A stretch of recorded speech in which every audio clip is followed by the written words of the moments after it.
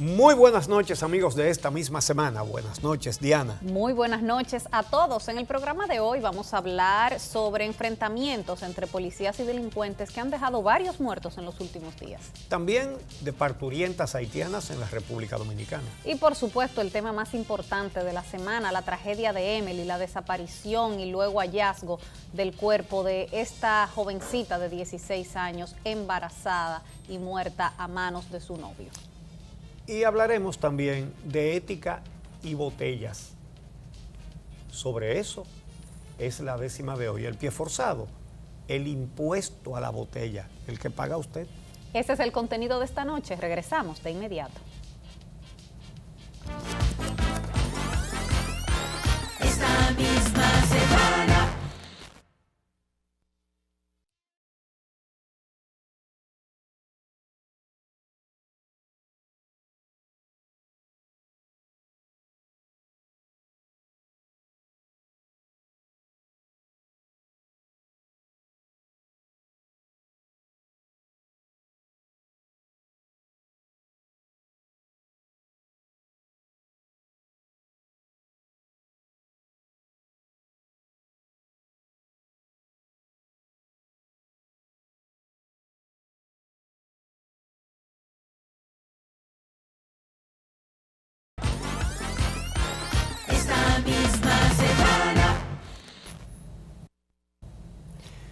Bueno, señores, el ejército de la República Dominicana militarizó el Hospital Ramón Matías Mella de Dajabón para impedir partos de haitianas. Todo esto se ha exacerbado últimamente. Realmente hay sectores que han buscado todas las formas posibles de distraer la atención de la Marcha Verde, porque no saben qué hacer con la Marcha Verde. Y hay grupos diseminadores de odio que entienden que una campaña de esta naturaleza le va a dar ganancia política. No lo han logrado hasta el día de hoy. Bueno, los dominicanos tenemos un problema con la muy excesiva presencia de haitianos indocumentados en la República Dominicana. Eso es un problema, y es un problema no pequeño.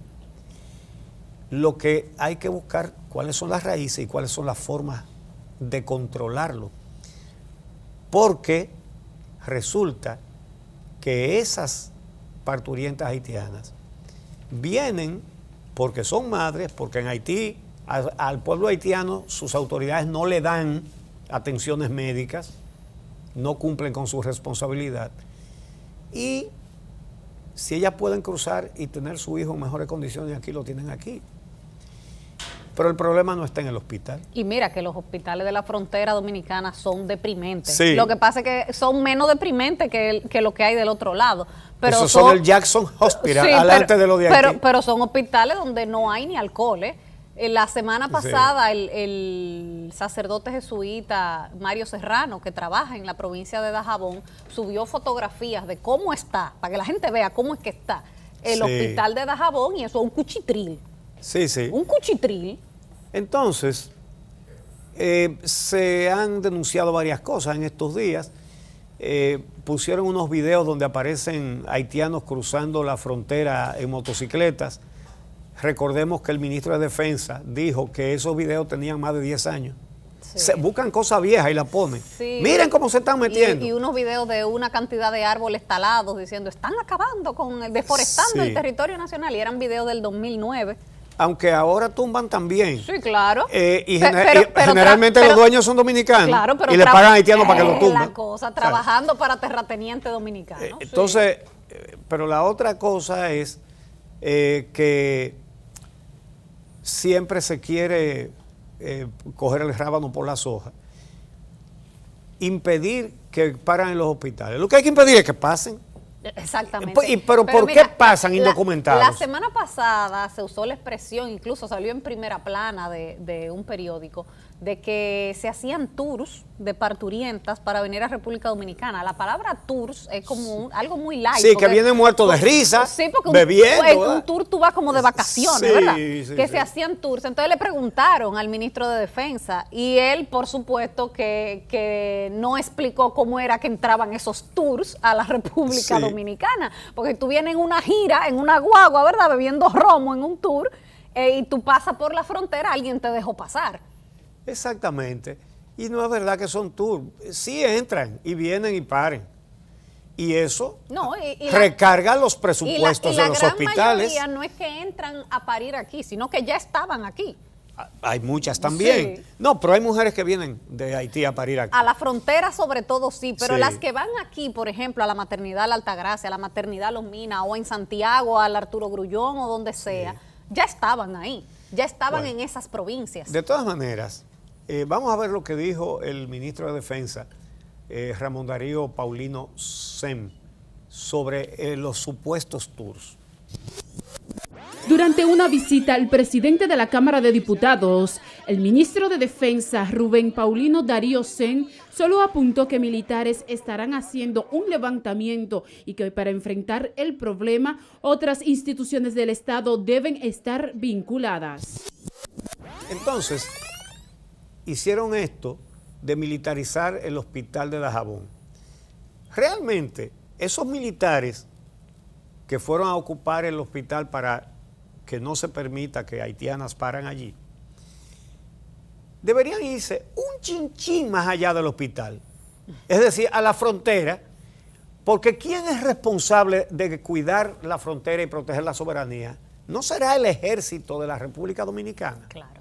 que tiene el deber de cuidar y proteger la frontera? Pero yo te Entonces, voy a decir una cosa, los médicos que no tienen que ver con eso, porque el médico no es un agente de migración, el médico está para salvar vidas y para dar atención médica. Claro. Y sea chino, haitiano, venezolano, italiano o dominicano que llegue al hospital, lo tiene que atender. Claro. Lo tiene que atender. Entonces, tú militarizar un hospital Sí. para evitar que personas de cierta nacionalidad específica entren, oye, ¿qué? A dar a luz. Sí. A dar a luz. De cierta Eso va nacionalidad. a ser violatorio de todos los derechos humanos del mundo. Claro, de cierta nacionalidad, pero puede ser también de cierto color. Ah, claro. Porque aquí han deportado a Haití a dominicanos que tienen la piel negra. A cada Entonces, rato pasa. entonces- a cada rato. Entonces, figúrate tú. Entonces, las parturientas, una mujer embarazada de 9 meses, no pasa la frontera saltando alambradas, ni tirándose al río Masacre. Sí, ni nadando, ¿verdad? Ni entre montes. No. Viene caminando o viene en un motor y pasa por donde están las autoridades. Y todo el mundo sabe cómo es que pasan por ahí. Todo el mundo lo sabe. Entonces, meter los guardias en el hospital, no, cuiden, Sí, cuiden la frontera, que es lo que meter tienen que hacer. Los guardias en el hospital es un mal uso de los recursos. Exactamente. Es un mal uso de los recursos, porque esos guardias deberían estar cuidando la frontera, no el hospital. Entonces, un grupo de alegados nacionalistas entró al Hospital de Maternidad de Los Minas, aquí en la capital, agredieron verbalmente a haitianas que estaban allí embarazadas y amenazaron a los médicos, señalándoles que se atendían a las haitianas. No, les dijeron traidores. Traidores a la patria. Oye, traidores. Traidores a la Y, patria. señores, llegaron a la maternidad y entraron y ocuparon toda la primera planta. Sí. Entonces, En un lugar donde se están atendiendo a mujeres en su estado más vulnerable, a mujeres pariendo. los médicos les respondieron lo correcto, que ellos atienden a cualquier parturienta y a migración que haga su trabajo. Claro, el director del hospital. Pero esos manifestantes tuvieron el control de migración Sí, claro. y pasaron haitianos. Sí. Pero ahí fue que pasaron haitianos. El director de la maternidad de Los Minas, Víctor Calderón, dio declaraciones después de que eso sucedió, diciendo que ellos hicieron un juramento hipocrático. Claro. Y ellos van a atender a todo el que llegue a la maternidad, que todo el que llegue solicitando, toda la mujer que llegue solicitando un servicio por un embarazo lo va a recibir. en la maternidad sin importar de la nacionalidad que sea. Y dice él, nosotros atendemos, obviamente lo que más atendemos son dominicanas y atendemos muchas haitianas, pero también atendemos venezolanas y a nadie le molestan las venezolanas. Exacto. No, son las haitianas y ellos dicen, nosotros vamos a atender a quien sea, nosotros somos médicos, no agentes de migración. Exacto. Y está muy bien dicho Entonces, eso, por pero supuesto. Así como decimos que esos guardias que militarizaron el hospital de Dajabón deberían estar en la frontera cuidándola y no dejar pasar al que no tenga documentos, también hay que decirles a las personas que hicieron ese piquete o esa actividad en el Hospital de Maternidad de Los Minas, que a donde deberían ir es a la frontera a pedirle cuenta no a los médicos, a los guardias que están ahí. Lo que pasa es que el patriotismo no les da para coger para Dajabón Sí. o para Jimaní, y mucho menos les da para ir a gritarles a guardias que están aburridos ahí en la frontera. Sí. ¿Tú me entiendes? A un cabo y a un raso armado. El patriotismo no llega ahí. No, no, no. Ok. A los médicos de la maternidad. Exactamente. Qué bonito así. Bueno, realmente los que llamaron traidores a esos médicos están como Nicolás Maduro. Cuando Trump dijo que iba a intervenir Venezuela, nosotros dijimos, oye, porque se la puso en bandeja. Excusen la palabra, pero qué bruto es. Sí. Él ha creado una sensación de amenaza contra Venezuela y como lo dijimos, Maduro, que definitivamente es un dictador, va a aprovechar eso. Ahora les llama traidores a la patria, a la oposición, diciendo que fue la oposición que le pidió a Trump que amenazara. Ajá. Y le están haciendo expedientes para salirlo a buscar preso a los opositores. Entonces, esos que acusan a otros de traidores a la patria, sin embargo, esos autodenominados patriotas y autodenominados nacionalistas, por ejemplo, cuando un grupo buscó a un senador de los Estados Unidos para que viniera aquí a presionar al gobierno dominicano para que aceptara un contrato corrupto para robarle más al erario dominicano, no dijeron nada. Ese caso lo está ventilado la justicia de los Estados Unidos, pero aquí no se está ventilando. Aquí eso está callado. Ese caso allá lo están revisando con lupa y con rayos X. Entonces, a presiones del exterior, ocúpense del contratico ese. Vamos a hacer una pausa y regresamos con el tema de la delincuencia y la policía.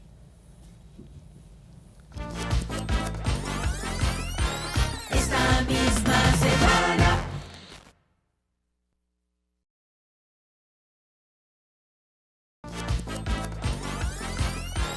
Esta misma semana.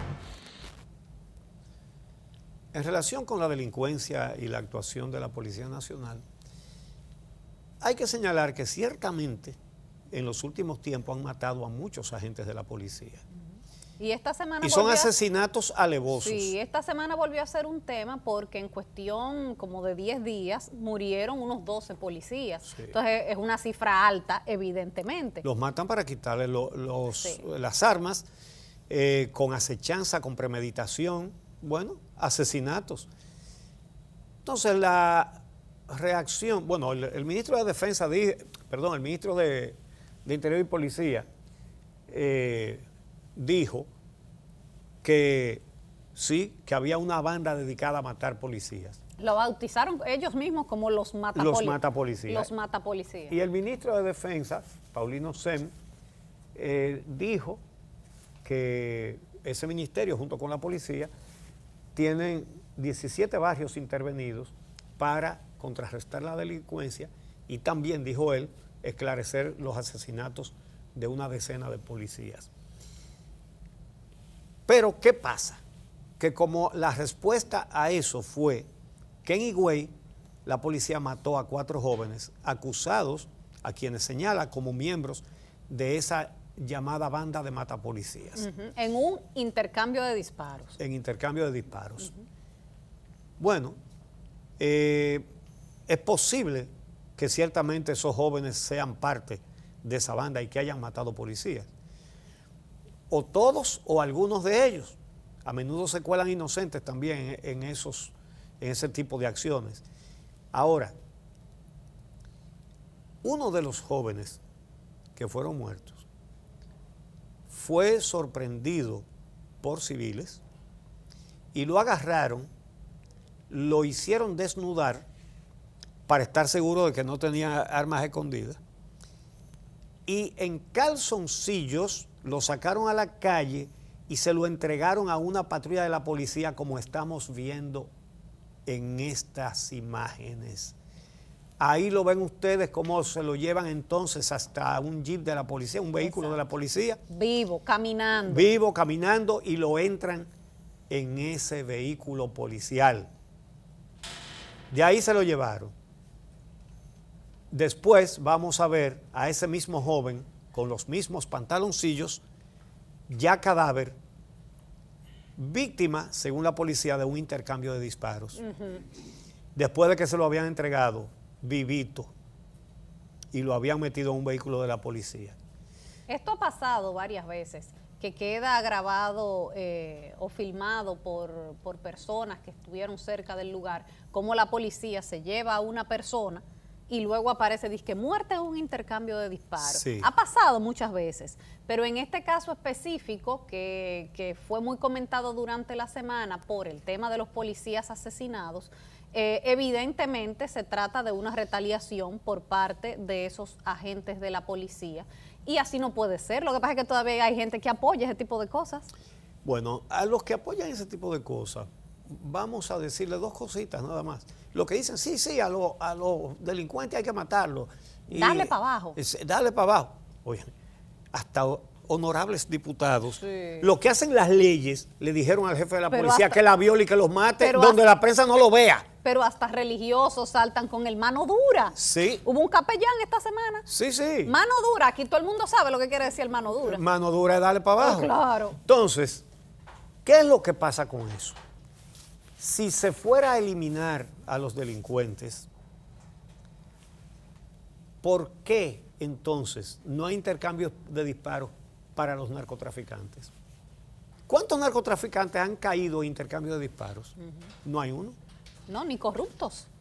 A eso iba. O sea, hay que... Y vamos a funcionarios eliminar corruptos. A eliminar a los delincuentes. Por pero- ejemplo, al pero- que se roba 27 mil millones de pesos, Sí. en lugar de darle para abajo, le dan no al lugar. Claro, tú no ves un policía que se vuelva loco y le entre tiro a los de Odebrecht. No, imposible. Ni a los que quiebran Ni- bancos ni tampoco. queremos eso tampoco. Ni a los que quiebran bancos No, tampoco. no, que no. son más ladrones que cualquier atracador. No, a eso no. Ah, entonces son selectivos. Pero el fondo de todo esto, y lo que tenemos que tomar en cuenta, y por lo cual no podemos alentar a la autoridad a que combate el crimen con el crimen, es porque cuando usted combate el mal con el mal, solamente gana el mal. Fíjense bien, ahí teníamos, en caso de que sea verdad que esos 4 muchachos eran asesinos de policía, teníamos a 4 asesinos. Entonces, si fueron 4 los policías que lo mataron, tenemos 4 asesinos más, pero esos están vivos. Claro. Y es con que- uniforme, autoridad y armas. Es que ese es el problema, es que cuando se alienta que policías maten a delincuentes, tú estás convirtiendo a esos policías en asesinos. Exactamente. En asesinos, y entonces después la gente se sorprende de que en todos los hechos delictivos grandes de este país hay policía involucrado. Ajá. Claro, ya ellos están acostumbrados a matar no es nada para ellos. Recordemos el caso del teniente Jaivita, a quien se le atribuían más de 70 ejecuciones en llamados intercambios de Recuerda el disparos. caso hace un par de años aquí en el sector El Cacique de la jovencita que asesinaron, de Francesca. Sí. Que fueron policías que iban a atracar a los muchachos con lo que ella andaba porque andaban con la venta de la noche. Sí. De un negocito Bueno, de pero chile ese que tenían. ese teniente Jaivita lo usó un coronel de la Fuerza Aérea para matar a un mayor de la Fuerza Aérea.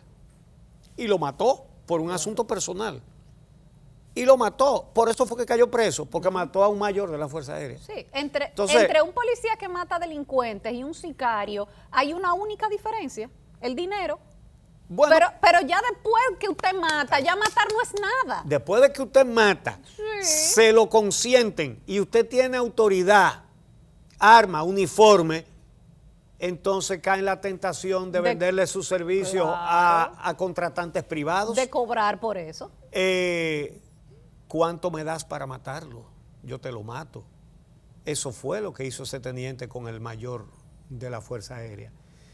Entonces, uno no sabe si fue por esa ejecución o porque ya había cumplido el tiempo reglamentario en la jefatura de la policía, el general Nelson Peguero, que el presidente nombró nuevo director general de la policía al general Ney Aldrin Bautista. Que a propósito de actuaciones incorrectas de la policía, ese general que hoy es jefe de la policía, ya no se dice jefe, director general de Sí. la Policía Nacional, fue de los generales sancionados hace unos años por el caso de la Mulata 3 en Puerto Plata. Ese allanamiento ilegal, irregular, que hicieron Sí. miembros de la policía en ese residencial donde vivían unos alemanes, que ya ellos tenían la información de que tenían mucho dinero en cajas fuertes y joyas y que entraron para robarse el dinero. Ahí sancionaron, entre otros, a 3 generales. Sí. A los otros 2 generales los sancionaron con prisión. Al general Bautista con una amonestación. Sí, Eh, por negligencia. La de Ney sí.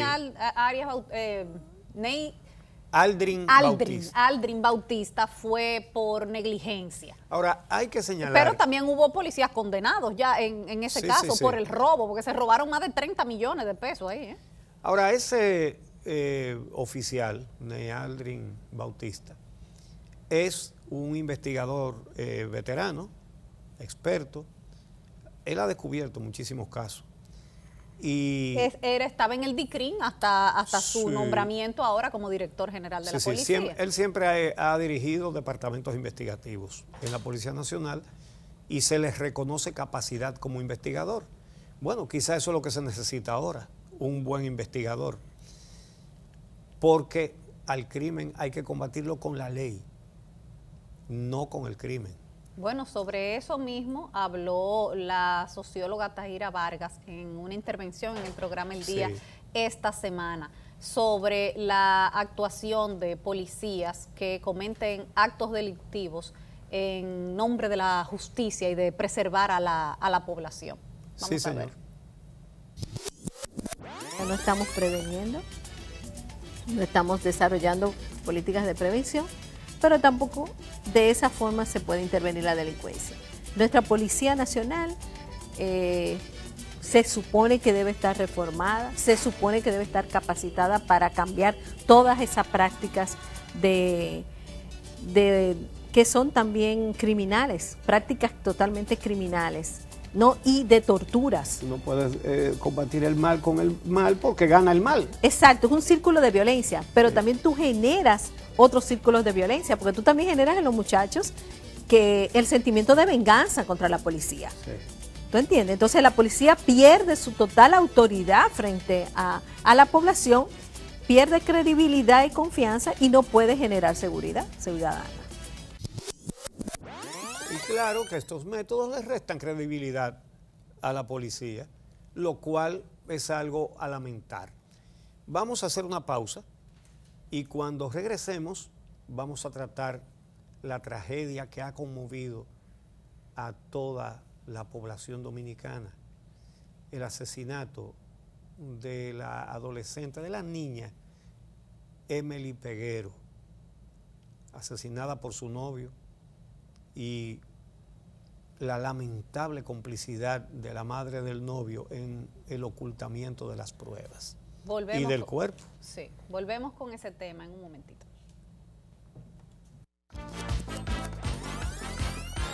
Esta misma semana.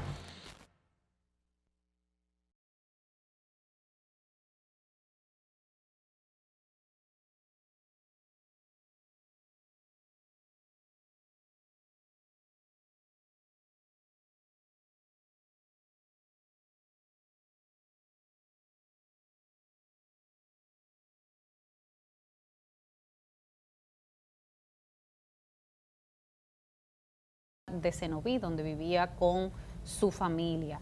La madre, sus hermanos, su padre habían informado a las autoridades que la última persona que había estado con ella era su novio, Marlon Martínez, y que supuestamente habían salido a hacerse unos chequeos médicos. Después de eso, Emily no regresó y se prendieron las alarmas en su familia. No fue sino hasta eso fue miércoles, no fue sino hasta el sábado que el joven es apresado. Hubo ahí varios días. A pesar de que la familia denunció la desaparición el mismo miércoles. El mismo día.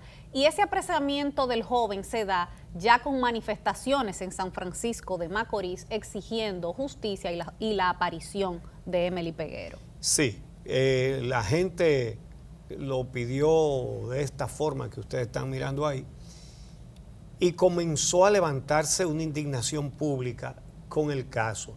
La gente temía que se taparan las cosas porque la madre del joven Marlon, que es Marlene, ¿verdad? Marlene Martínez. Marlene Martínez, ella era. Ahora tengo yo la misma confusión de ella, pero al revés. Ella dijo era y después, y eso lo vamos a ver más adelante. Ella era subdirectora de pasaportes. Una botella porque ella había sido candidata a diputada por el PRD, había perdido y como a los votos que le llevó Miguel Vargas al PLD hay que pagarle con botella. Le dieron ese premio de consolación. Le dieron esa bicoquita ahí. Entonces, los lugareños temían que por sus conexiones con el poder se quedara impune la hasta entonces desaparición de Emily. Bueno, la familia de la niña a él lo interpela y le pregunta dónde está la niña. Él la estaba buscando junto con los familiares de ella. Y entonces ahí él arma un teatro de una coartada, que si él la dejó en la bomba de Cenovit, que ella le dijo que tenía que ir a hacer una diligencia, pero entonces cuando revisaron las cámaras de seguridad de la bomba de Cenovit... No, la bomba de Cenovit se llama el lugar. Perdón, pero hay una bomba de combustible ahí. Hay una estación de combustible. Una estación Texaco. Sí. Cuando revisan las cámaras de seguridad, tanto de ese negocio como de otros varios negocios que hay alrededor y que tienen cámaras de seguridad, ni él ni ella aparecen por ahí en ningún sitio. Porque mentir es difícil. Es difícil. Entonces, vamos a ver la frialdad con que este muchacho habló después de haber asesinado a esa niña. Bueno, nosotros salimos de su casa temprano por la mañana a buscar unos resultados, el cual ella se hizo análisis el día anterior. Cuando ella se monta y nos vamos, estamos llegando a San Francisco. Yo no sé cuál clínica ella fue. Y cuando estamos en San Francisco le pregunto, ¿dónde fue? Y ella me reitera que se olvidó y que es el viernes el cual dan los resultados que había que ir. Bueno, lo que yo hice, nos paramos un rato y comenzamos a conversar de lo que está pasando.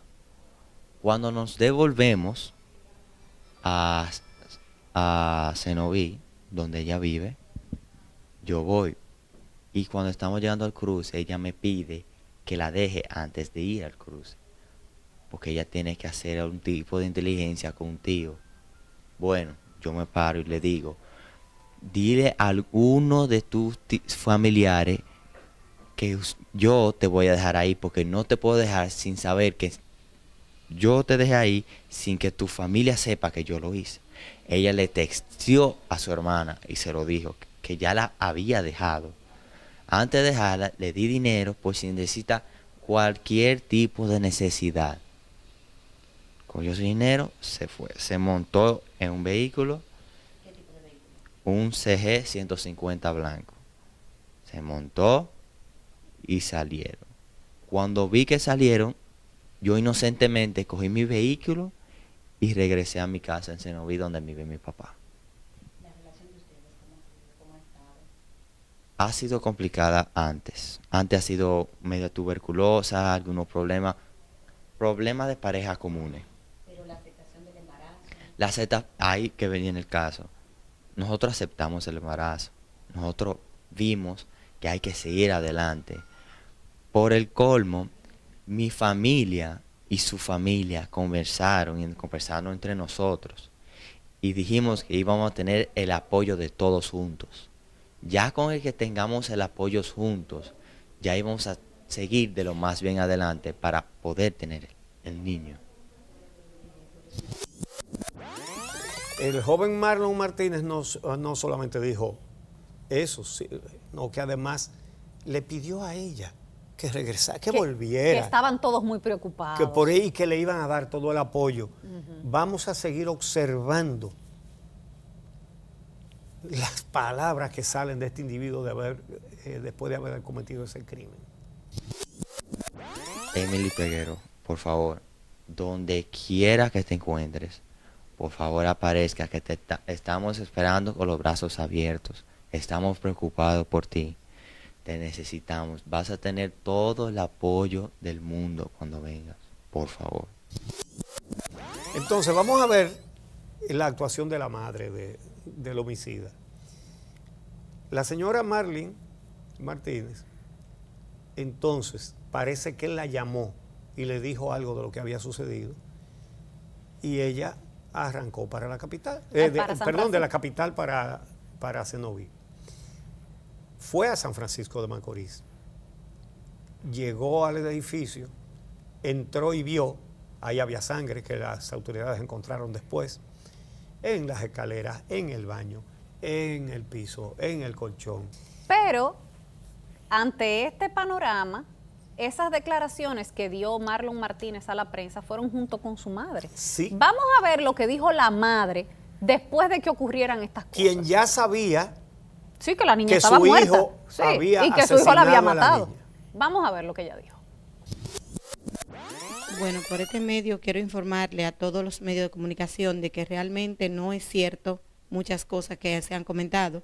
En ningún momento mi hijo y yo hemos dado la espalda a la situación porque ya ella era parte de nosotros. Ella era la novia de mi hijo, es la novia de mi hijo actual. Lo que ayer sí se ha comentado cosas que no son, ellos no fueron hacia el Nacional. La mamá la acompañó a la clínica Nacional el día antes de ayer y los resultados se lo entregan mañana viernes. Ella tenía 5 meses de embarazo. Desde que nos enteramos le dimos nuestro apoyo.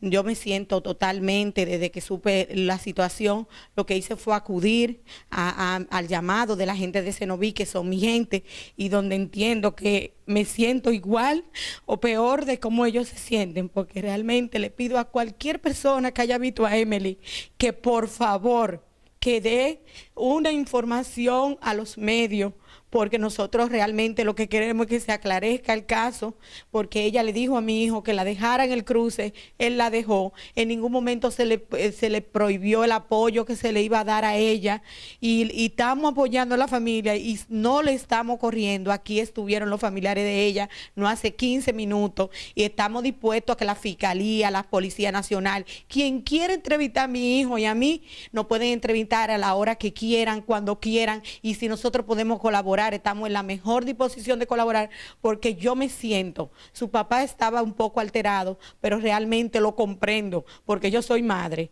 y si a uno de mis hijos le pasara algo que no lo encuentro, yo diría más de ahí, me pondría peor, pero yo le pido a todo el que la pueda ver, el que la vea, que por favor, Emily, donde te encuentres, ya no nos hagas sufrir más. Danos luz, dinos dónde está, que todos estamos pasando un momento difícil, todos te estamos buscando, todos estamos tras de ti, por favor. Es espeluznante la frialdad de estas personas. Fíjate que ella, hay dos cosas interesantes que ella dice, que se le escaparon. En una ella dice, Emily, regresa, no nos haga sufrir más. Es decir, era la víctima la que estaba haciendo sufrir a los victimarios, según lo que ella dice. Pero dice también, Emily era la novia de mi hijo. Era la novia. Inmediatamente se da cuenta de que ha metido la pata porque dice era porque sabe que está muerta. Entonces dice, es la novia. Trata de rectificar o rectifica. pero ya estaba dicho. Y dice algo más, dice que la familia de Emily parece que la había interpelado y le había exigido que dijeran dónde estaba la niña. Sí. Y entonces ella dice, Yo no, la que comprendo. yo los comprendo, yo me Sí. pongo en sus zapatos, yo dijera más cosas que las que me han dicho ellos Sí. a mí. O sea, una familia desesperada Sí. le pedía a ella que dijera dónde estaba la niña y su respuesta fue decir, Emily, entrégate. Regresa, Sí. sabiendo ella que estaba muerta. Óyeme, Dios mío. Esta tragedia particular es, sin embargo, parte de una situación generalizada en la República Dominicana, el embarazo de adolescentes. Estamos, de una manera lastimosa, entre los países líderes en cantidad de embarazos de adolescentes y de maternidad de adolescentes, y hasta de niñas, que no se pueden llamar ni adolescentes todavía. Es horrible lo que está pasando en esta sociedad. No hay todavía al día de hoy en los hospitales fiscales adjuntos que indaguen desde que llegue una menor embarazada quién la embarazó, porque es evidente que hay un potencial crimen en cada embarazo de una menor de edad. A eso no se le presta atención. Pero sobre todo, aquí se necesita la educación sexual, porque a los jóvenes hay que orientarlos temprano. Señores, los instintos llegan primero que la madurez y por eso es necesario orientar a los jóvenes, a las hembras y a los varones, a los dos. Claro, la sexualidad es inherente al ser humano. Exacto. Entonces, óyeme, va a suceder, en algún momento va a suceder a los 13 años, a los 14, a los 15, a los 18, a los O a los 19, 25 o a los pero en 30. algún momento va a pasar y el muchacho necesita tener la información de cómo protegerse Y para que no pase. y para que no Para pase, que no claro. pase, para que tengan conciencia de que hay cosas que deben esperar y que le conviene a ellos esperar. Pero pensar que a tu hijo no le va a pasar o a tu hija no le va a pasar es una ruleta rusa. Claro. No podemos tapar el sol con un dedo. Hay que hablar con los hijos, hay que enseñarles, hay que darle educación sexual. Y aquí todavía se está discutiendo si se da o no se da la educación sexual en las escuelas.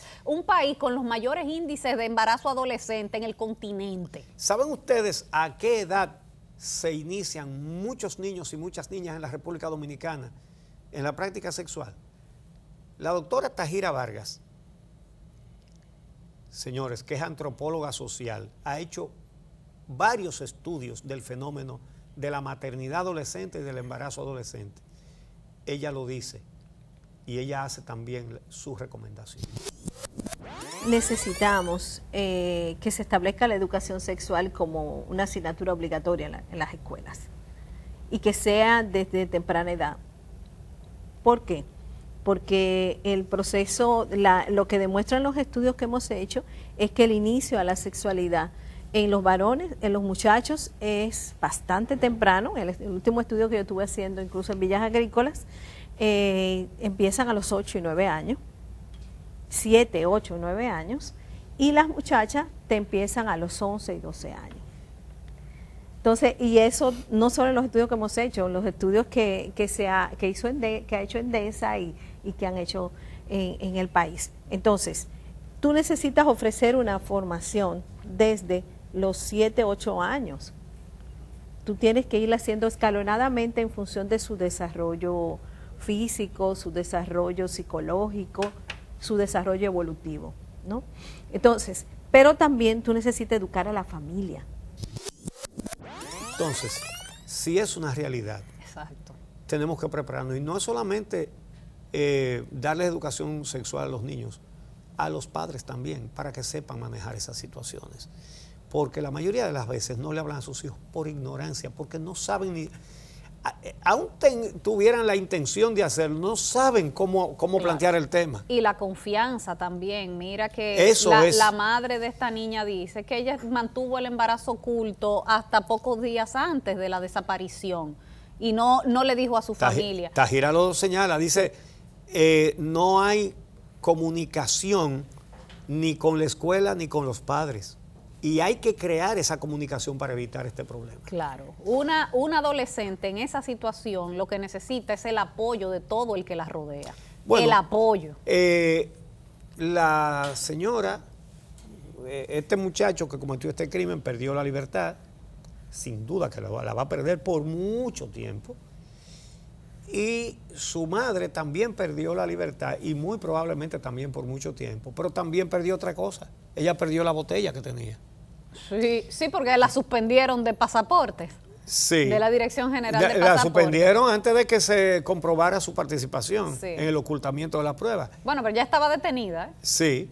Ahora, las botellas, de eso vamos a hablar en la 10ª, cuando regresemos.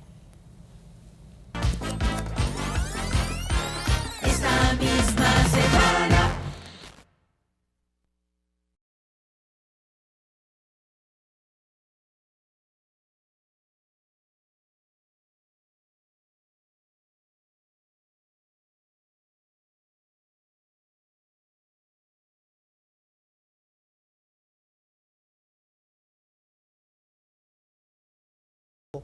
Unos comités de ética, unas comisiones de ética en todas las oficinas Pero públicas. Pero desde el principio del gobierno se crearon unas comisiones de veeduría en casi todas las instituciones públicas, unas comisiones que no han visto nada. Veedores que no ven, Que sí, que están como Balaguer, ciego, sordo y mudo. pero aquí hay una dirección de ética que estaba ante Vincho Castillo y después está El Lidio Cadet. Cadet. Y ha servido eso para frenar. Aquí se ha vendido un barrio entero con la gente adentro, aquí se ha vendido tierra del Estado. Eso es una mafia del otro mundo. Y en la OISOE se suicidó uno por la mafia que había. Y todo lo que hemos visto, y todos estos sobornos de Odebrecht y las sobrevaluaciones. Y las botellas en la Cancillería, que esta semana Las hubo... botellas son en todas partes. Sí, claro, pero esta ese es uno de los colmos. Claro, pero esta semana hubo unas declaraciones de Carlos Gabriel García a propósito de las críticas a que tiene nombrado Miguel Vargas ahí en la 53 Cancillería. asesores. Un montón de asesores, Con 100 y 150 mil Sí, pesos. sí, unos botellones, no, esas no son botellas, esos son botellones. Pero que fueron en su gran mayoría candidatos a diputados que no ganaron, Sí. y entonces parece que ese es el premio de consolación. Como la señora Marlin. Como la señora Marlin Martínez, exactamente. Entonces, la respuesta que dio Carlos Gabriel García. Que a dónde iban a buscar los asesores, que si eran el Partido Comunista Chino o con el PRI de México, que tenían que ser del PRD. Oiga usted, ya lo dicen abiertamente, ni siquiera lo piensan. Es decir, eso para nosotros le sumamos votos al PLD. Y esa fue la finca que nos dieron. Entonces ese es el pago. Claro. Eso es todo. Entonces, por eso tenemos 36 subdirectores en INESPRE, que debe vender como 72 racimos de guineo al año, lo que indica que la responsabilidad de cada subdirector es un racimo o 2 racimos de guineo o de plátano. Tenemos 50 vicecónsules en Nueva York, son casi 50, aunque el Departamento de Estado solo reconoce 2, pero todos cobran en dólares, casi todos aquí. Bueno, para caber en la oficina del consulado de Nueva York, tendrían que poner el consulado en el Yankee Stadium. Y tenemos estos 53 asesores del canciller. Entonces, por eso la 10ª de hoy tiene este pie forzado. El impuesto a la botella, que es el que usted paga. Pasamos a demostrar. Usted paga un dineral y encima, sin darse cuenta, impuesto sobre la renta, impuesto patrimonial. Cada recibo mensual del celular lo desuella y usted no ve ni la huella de lo que paga en servicios, pues no le da beneficios el impuesto a la botella. Paga en cerveza y en ron, en alimentos y en ropa, leche, aceite y hasta sopa, paga aquí contribución. Cumplir esa obligación, como quiera, le hace mella. Si patalea o resuella, siempre tiene que pagar, pues nadie puede escapar del impuesto a la botella. La recaudación fiscal que de su bolsillo sale, aquí al pobre no le vale para darle un hospital, o el agua, que es esencial y que escasea en Quisqueya. Y no le valdrá querella si exige seguridad, pues usted paga en verdad el impuesto a la botella. ha dicho Gabriel García, ¿para qué son sus impuestos? Engordar el presupuesto para la Cancillería, que se engrosa cada día en manos de quien degüella la famosa vaca aquella del Tesoro del Estado, porque es para los aliados el impuesto a la botella. Vicecónsules, señores, 100 en Nueva York, y lo de Inespre da horror, 36 subdirectores, 100 de asesores, Miguel Vargas en botella, y al que venga con querella le responde un insolente, que es el botín de su gente, el impuesto a la botella. Pero si usted paga impuestos, debe ser su sacrificio para cubrir los servicios del Estado, por supuesto. Pero al pobre presupuesto lo agarra por las empellas una mafia que atropella a nuestro indefenso erario, diciendo que es necesario el impuesto a la botella. El pobre tiene esperanza de salvarse de ese abismo solo confiando en sí mismo, en partidos ni de chanza. Si de marchar no se cansa, verá el brillo de una estrella con luz verde que destella iluminando el futuro y que acabará seguro el impuesto a la botella. Que no vengan a inventar diciendo que es necesaria mayor presión tributaria y más impuestos pagar. Que al cantar será el llorar en esta amada Quisqueya de Duarte, Sánchez y Mella, harta ya de corruptela, cuando tire a la candela el impuesto a la botella.